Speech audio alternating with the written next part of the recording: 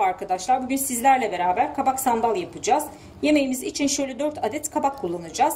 Kabaklarımızı seçerken şeklinin düzgün olmasına, bir de kabağımızın çok ince olmamasına özen gösterelim. Şimdi şöyle kabaklarımızın başını kesiyoruz. Bir de şöyle alt kısmını ve kenara kaldıralım. Evet, kabağımızın baş kısmını aldıktan sonra şöyle tam kabağımızı yarıya olacak şekilde kesiyoruz bıçağımızla. Kestikten sonra da içini boşaltacağız. Dilerseniz böyle bir aparatla ya da böyle benim gibi bıçakla boşaltabilirsiniz. Şimdi şöyle çevresinden incecik, çok bastırmadan üstten bir çevreliyorum.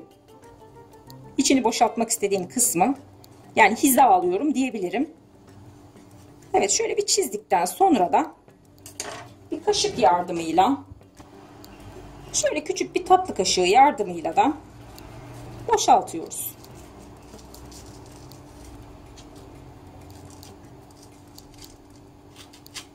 Bu şekilde.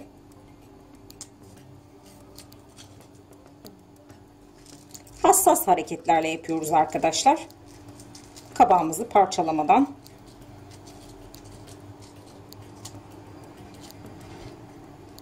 Düzgün bir şekilde. Zaten içini boşalttıktan sonra da şöyle kaşığımızla çekelim. Tamamen düzgün bir hale getirelim. Daha pürüzsüz olsun yani.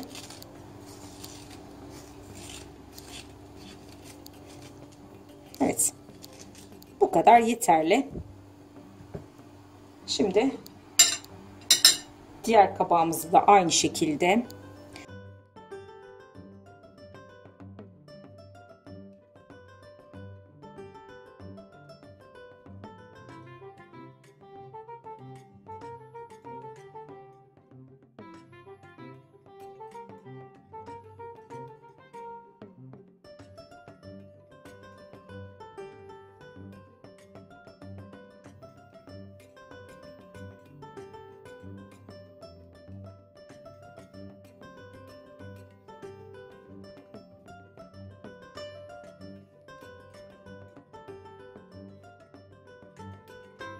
evet, içlerini oyduğumuz kabaklarımızı şöyle bir borcam tepsiye alacağım.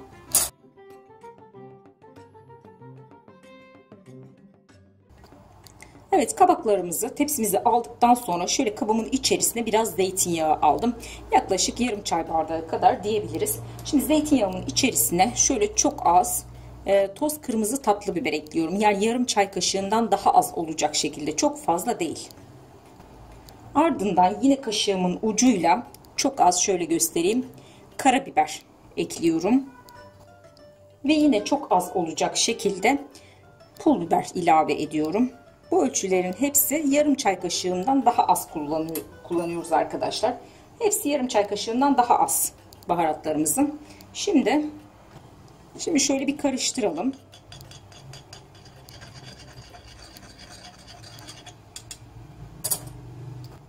Ve şöyle bir fırça yardımıyla kabaklarımızın içerisine süreceğiz. Kabaklarımızı lezzetlendirmek için bu işlemi yapıyoruz arkadaşlar. Çok da güzel oluyor. Çok fazla baharat eklememeniz gerekiyor. Çok fazla baharat eklerseniz eğer kabaklarımız fırında pişerken yanacaktır içerisinde. O yüzden azar azar eklemenizde fayda var. Mutlaka zeytinyağı kullanmanızı tavsiye ederim. Zeytinyağı ile çok lezzetli oluyor. Ama yoksa elinizin altında sıvı yağ da kullanabilirsiniz.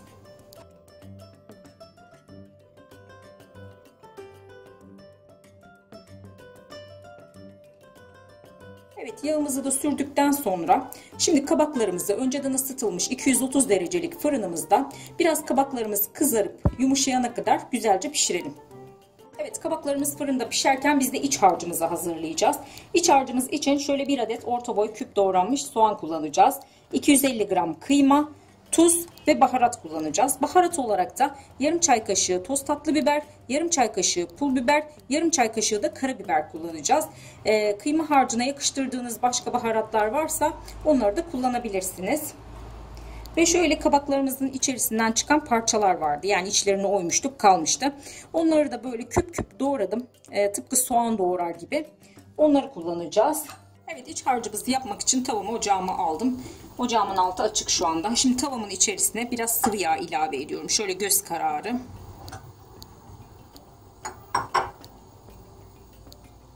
Ardından içerisine soğanımı ilave ediyorum. Arkadaşlar siz de yağ miktarını damak tadınıza göre ayarlayabilirsiniz. Yaklaşık 7-8 yemek kaşığı vardır diye tahmin ediyorum. Soğanımızı da ilave ettikten sonra şöyle bir karıştıralım. Ardından kıymamızı da ilave edelim. Soğanımızı ve kıymamızı aynı anda kavuracağız. Şöyle kıymamızı elimizde biraz küçültürsek iyi olur.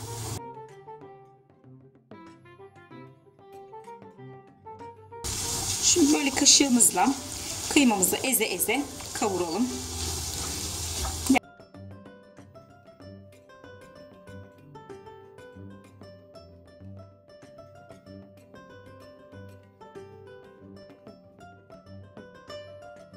Evet, kıymamız ve soğanımız güzelce kavrulmaya başladı. Şimdi içerisine baharatlarımızı ilave edeceğiz.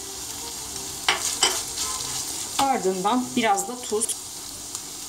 Şöyle 1 ve 2 çay kaşığı kadar. Siz de tuz miktarını damak tadınıza göre ayarlayabilirsiniz. Şöyle karıştıralım.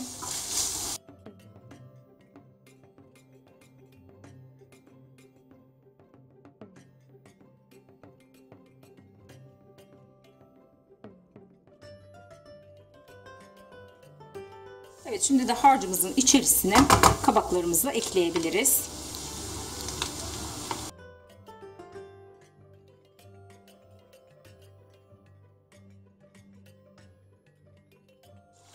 Kabaklarımızı da ekledikten sonra harcımızın içerisinde kabaklarımız biraz ölene kadar kısık ateşte kavurmaya devam edelim. Evet, kabağımız da kıymamızın içerisinde çok güzel bir şekilde kavruldu gördüğünüz gibi. Neredeyse kaybolmaya başladı bile içerisinde. Şimdi içerisine şöyle dolu dolu bir tatlı kaşığı biber salçası ilave ediyorum. Eğer evinizde biber salçanız yoksa domates salçası da kullanabilirsiniz. Ekledikten sonra da bir 5 dakika kadar kavurup hemen ocaktan alıyoruz. İç harcımız pişti. Biz iç harcımızı yaparken kabaklarımız da çok güzel bir şekilde kızardı. Gördüğünüz gibi tam istediğimiz kıvam bu. Hafif hafif kızarması gerekiyor. Bir de yumuşaması gerekiyor. Şöyle pişip pişmediğini nereden anlarız diye sorarsanız şöyle elinizle kontrol edin. Gördüğünüz gibi yumuşacık, istediğiniz şekli alıyor. Çok fazla kızartmanıza gerek yok zaten. Çünkü bir daha fırınlayacağız. Hemen şimdi kabaklarımızın içlerini dolduralım.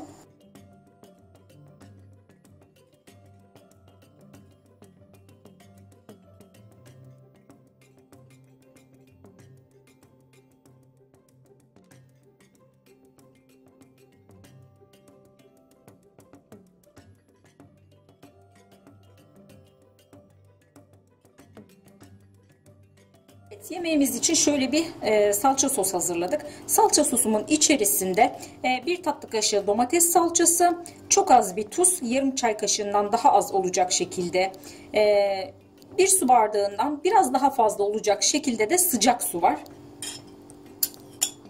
Güzelce karıştırdım sosumu. Şimdi üzerlerine dökeceğim.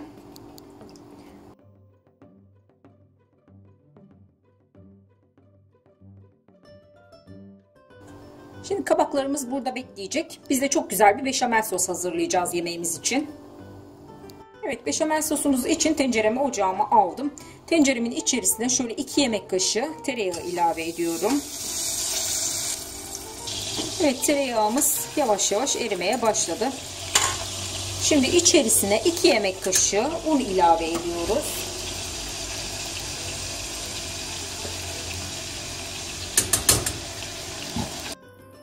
Evet, unumuzu da ilave ettikten sonra şöyle bir çırpıcı yardımıyla unumuzu biraz döndüreceğiz yağımızda. kokusu çıkana kadar. Çok fazla kavurup unumuzu yakmayacağız arkadaşlar. Evet, oldu bile. Şimdi sütümüzü ekleyeceğiz. Sütümüzü eklerken de bir yandan sürekli unumuzu karıştırmamız gerekiyor. Yoksa topak olacaktır. Yani tortulu tortulu kalacaktır. Evet, şimdi 2. su bardağı sütümüzü de ekliyoruz. Sütümüz soğuk bu arada arkadaşlar.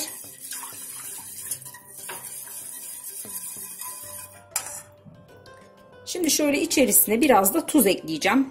Yarım çay kaşığı kadar.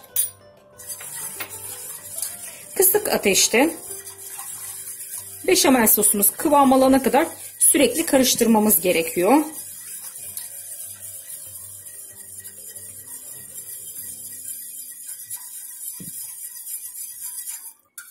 Evet, beşamel sosumuz yavaş yavaş kıvam almaya başladı. Koyulaşmaya başladı. Hemen altını kapatacağım. Çok fazla koyulaşmasını istemiyorum çünkü. Evet, şimdi beşamel sosumuzu kabaklarımızın üzerine dökeceğiz.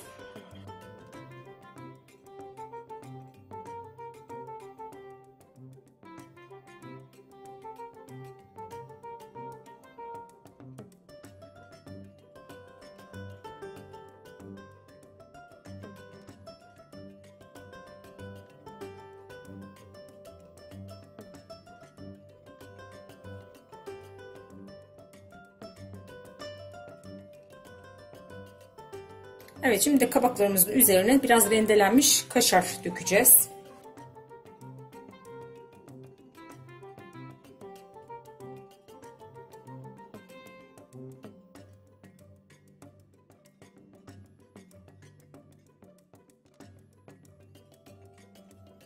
Yemeğimizi önceden ısıtılmış 230 derecelik fırınımızda üzerindeki kaşarlar eriyip kızarana kadar güzelce pişirelim. Evet, kabak sandalımız pişti. Servise hazır. Muhteşem bir lezzet oldu. Mutlaka denemenizi tavsiye ederim. Ayrıca videomuzu beğendiyseniz bize destek vermek için lütfen YouTube kanalımıza abone olmayı unutmayın. Tariflerimizi mutlaka deneyin. Deneyen herkese de şimdiden afiyet olsun.